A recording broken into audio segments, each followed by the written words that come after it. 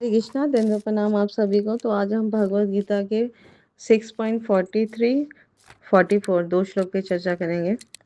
6.43 तत्र तं बुद्धि संयोगम लभते पौर्वदैहिकम यत ते च ततो भूय संसिद्धो कुरु नंदना। 6.44 पूर्व्याभ्यासेन तेनैव हीयते हि अवशो अपि स जिज्ञासुरपि योगस्य शब्द ब्रह्म अतिवर्तते। अनुवाद तथा तात्पर्य श्री प्रभुपाद जी के द्वारा श्री प्रभुपाद की जय। हे कुरुनंदन, ऐसा जन्म पाकर वह अपने पूर्व जन्म की दैवी चेतना को पुनः प्राप्त करता है और पूर्ण सफलता प्राप्त करने के उद्देश्य से वह आगे उन्नति करने का प्रयास करता है। अपने पूर्व जन्म की दैवी चेतना से वह न चाहते हुए भी स्वतः योग के नियमों की ओर आकर्षित होता है। ऐसा जिज्ञासु योगी शास्त्रों के अनुष्ठानों से परे स्थित होता है। तो हम यहाँ पर समझेंगे कि अर्जुन ने जब पूछा कि असफल योगी, अर्जुन के प्रश्न थे, संशय थे पिछले श्लोकों में कि कोई योगी भक्ति करते हुए या योग करते हुए गिर जाए, असफल हो जाए या उसका पतन हो जाए तो उसको लाभ है या हानि है। तो भगवान अपने श्रीमुख से बहुत सुंदर समझाते हैं 6.40 में कि कल्याण कार्यों में निरत योगी का कभी भी विनाश नहीं होता है ना। भलाई करने वाले का कभी भी उसके साथ बुराई नहीं होती है ना। असफल योगी जो होता है वो अनेक वर्षों तक है ना पवित्र आत्माओं के लोक में, स्वर्ग आदि लोक में भोग करने के बाद धनवानों के कुल में या सदाचारी पुरुषों के कुल में उसका जन्म होता है। और ऐसे कुल में भी जन्म हो सकता है जो अति बुद्धिमान है।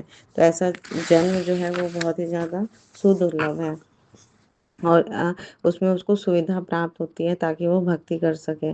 तो आज के श्लोक में 6.40 थ्रू 44 में भगवान आगे एक्सप्लेन कर रहे हैं कि हे कुरुनंदन, अर्जुन को संबोधन करें कुरुनंदन, ऐसा जन्म जब मिल जाता है उस योगी को तो वो अपनी दैवी चेतना के कारण पूर्व जन्म में जो उसको जितनी भी उसने भक्ति की थी उसको पुण्य प्राप्त हो जाती है और फिर उसको पूर्ण सफलता के उद्देश्य से आगे वो उन्नति करने के लिए वो प्रयासरत होता है। तो इस तरह से उसको बहुत बहुत ज़्यादा साधन सुख सुविधा उपलब्ध कराते हैं भगवान ताकि वो भक्ति में पूर्ण सफलता प्राप्त कर सके।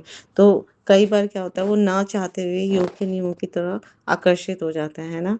तो हम देखेंगे ऐसे कई सारे भक्त इस्कॉन से जुड़े हुए हैं जो कभी भी उन्होंने भक्ति के बारे में कुछ सुना नहीं, भगवान के बारे में सुना नहीं और फिर भी वो भगवान से न चाहते हुए भी भक्ति के नियमों की ओर आकर्षित हो गए, कीर्तन से आकर्षित हो गए, प्रसाद से आकर्षित हो गए। तो उनके ऊपर गुरु की और भगवान कृष्ण की असीम कृपा है, तभी पूर्व जन्म की दैवी चेतना से वो उनको ये भक्ति प्राप्त हो जाती है। तो ऐसा जिज्ञासु योगी जो होता है शास्त्रों के अनुष्ठानों से परे स्थित होता है। तो अब वो फिर अपने जीवन को फिर सफल बनाने का प्रयास करता है एक बार उसके जीवन में भक्ति आ जाती है। तो तात्पर्य में शिव पापा जी बहुत सुंदर व्याख्या कर रहे हैं कि राजा भरत जो थे उनको भागवतम में कथा आती है, राजा भरत की विस्तार पूर्वक कथा आती है। उनको तीसरे जन्म में ब्राह्मण कुल में, उत्तम ब्राह्मण कुल में जन्म मिला। तो उनके साथ क्या हुआ, पूर्व दिव्य चेतना की पुनः प्राप्ति उनको मिल गई है ना। तो उत्तम जन्म के उदाहरण स्वरूप है। तो भरत महाराज जो थे विश्व भर के सम्राट थे है ना। तो उन्हीं की वजह से ये लोक जो है देवताओं के बीच में भारतवर्ष के नाम से विख्यात है। तो पहले इस भारत का नाम इलाव्रत वर्ष था।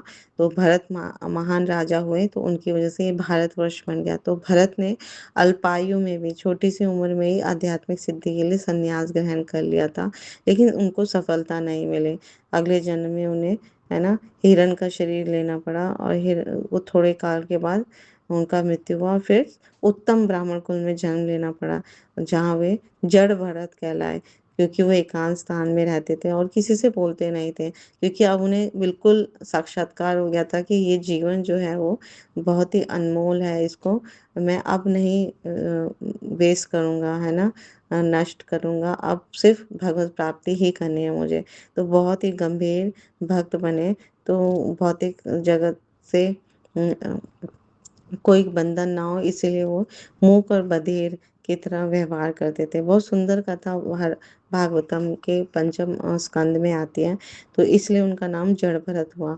और एकांत स्थान में रहते थे और किसी से बोलते नहीं थे, केवल भगवत भक्ति करते थे मानसिक रूप से। तो बाद में वो राजा रघुगण ने इन्हें महानतम योगी के रूप में पाया। तब राजा रघु उनके समक्ष वो प्रथम बार बोले और सुंदर, है ना, सुंदर भक्ति योग का प्रवचन दिया, समझाया, और राजा रघुगण को भी परम भक्त शुद्ध भक्ति दे दी। तो उनके जीवन से हमें पता चलता है कि दिव्य प्रयास या योगाभ्यास कभी भी व्यर्थ नहीं जाता। तो भगवत कृपा से योगी को कृष्ण भावना अमृत में पूर्ण सिद्धि प्राप्त करने के लिए बारंबार से योग प्राप्त होते रहते हैं।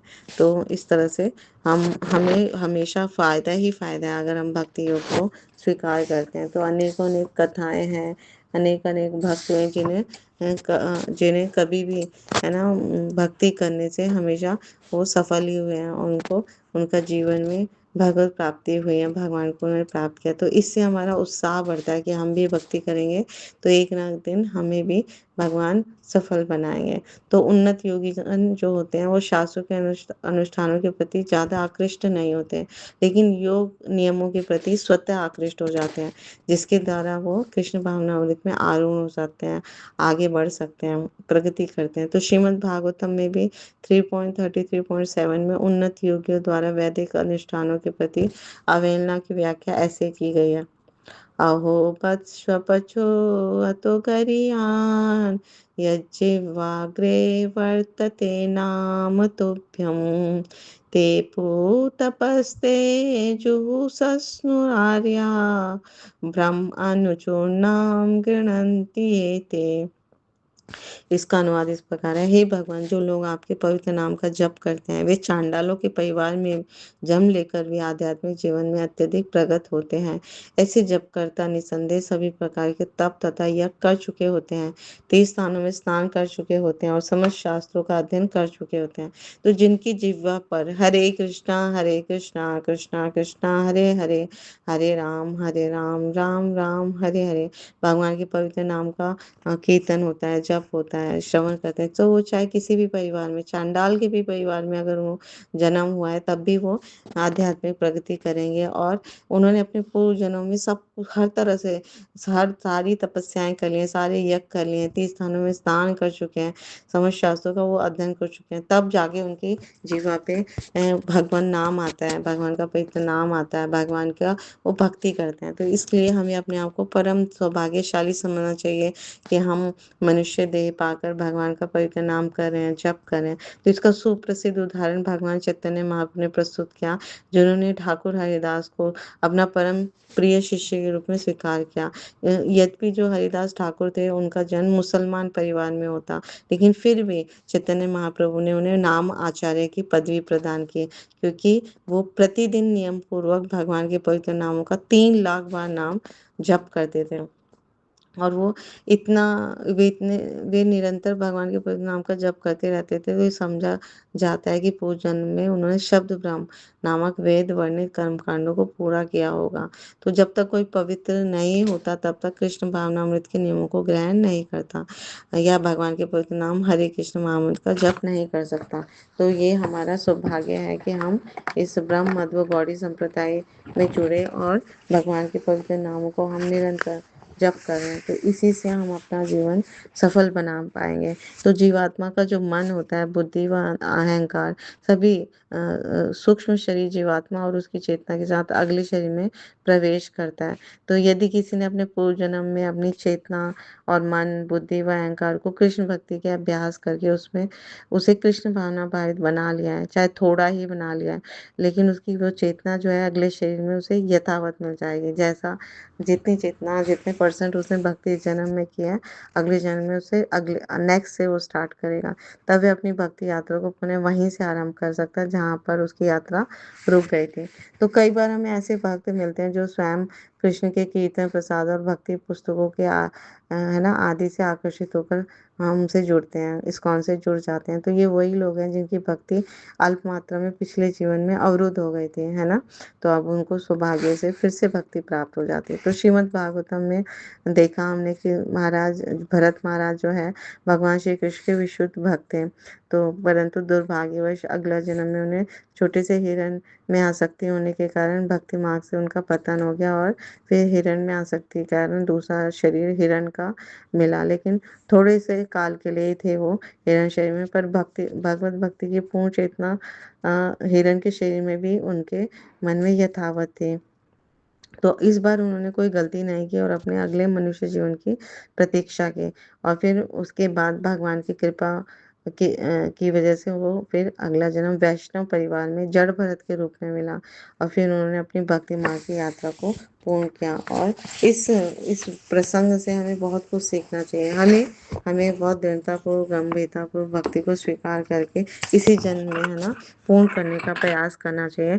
और हमें रोज प्रार्थना भी करनी चाहिए कि भगवान हमें शुद्ध भक्ति दीजिए, शुद्ध भक्तों का संग दीजिए, तो हम इसी से अपना जीवन सफल बना पाएंगे। तो निरंतर हमें भगवान के हरि नाम की 16 माला करनी और 4 नियमों का पालन करना है, तो हम अपना जीवन धन्य धन्य कर पाएंगे। Thank you so much. Guru Maharaj की जय, श्री प्रभुपाद की जय, आप सब भक्तवृंद की जय। हरे कृष्णा, देव प्रणाम आप सभी को।